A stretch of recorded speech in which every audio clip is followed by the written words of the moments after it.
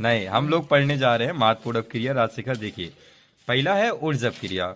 जब हम alkyl halide के द्विअणु को लेकर सोडियम धातु के साथ शुष्क ईथर की उपस्थिति में अपक्रिया कराते हैं तो एल्केन प्राप्त होता है और NaCl निकल जाता है। ऐसी अपक्रिया को हम क्या कहते हैं? ऊर्ज अपक्रिया कहते हैं। और आप एल्किल हैलाइड समान भी ले सकते हैं और असमान भी ले सकते हैं, तो हमने यहाँ पे समान लिया है, ठीक है। अब बात करते हैं फिटिंग अपक्रिया की।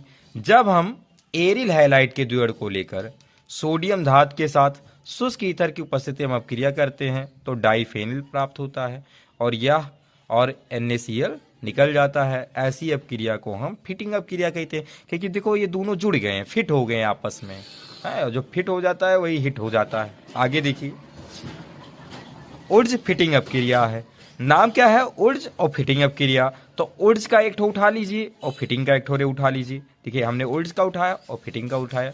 सोडियम धातु के साथ शुष्क ईथर की उपस्थिति में क्रिया करा दीजिए तो यहाँ से C6H5 के साथ CH3 जुड़ जाएगा और टॉलुइन प्राप्त होगा और NaCl मुक्त हो जाएगा। ऐसी अपक्रिया को हम क्या कहते हैं? ऊर्ज फिटिंग अपक्रिया। मतलब अगर ऊर्ज और फिटिंग याद है तो ऊर्ज फिटिंग दोनों को मिला के कर लेंगे। उसके बाद आते हैं फ्रैंकलैंड अपक्रिया। तो फ्रैंकलैंड अपक्रिया जो है हमारा ऊर्ज अपक्रिया जैसा ही है, बस Na के स्थान पे हमें क्या ले लेना है? Zn लेना है और उपस्थिति किस चीज की रहेगी? शुष्क ईथर की। और यहाँ पे भी आप समान एल्किल हैलाइड ले सकते हैं या असमान भी ले सकते हैं, ठीक है।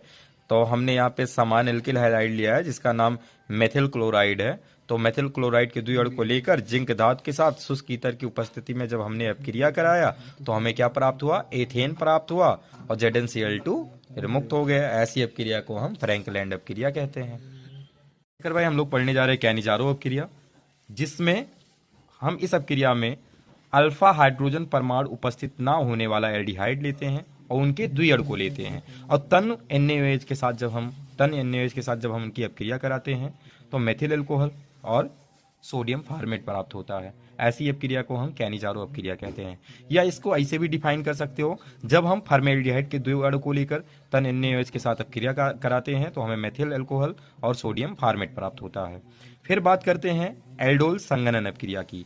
तो राजशेखर भाई, एल्डोल संघनन अपक्रिया क्या होता है?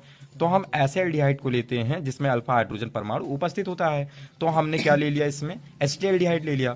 तो इसको हम कैसे डिफाइन करेंगे? कहेंगे एसिटाल्डिहाइड के द्विअणु को लेकर तनु NaOH के साथ अपक्रिया कराने पर एल्डोल प्राप्त होता है, ठीक। अब कैसे प्राप्त होगा? इन दोनों को राजशेखर भैया, इन दोनों को एक साथ लिख लेंगे। जैसे चंद्रशेखर देखो, CH3CHO फिर CH3CH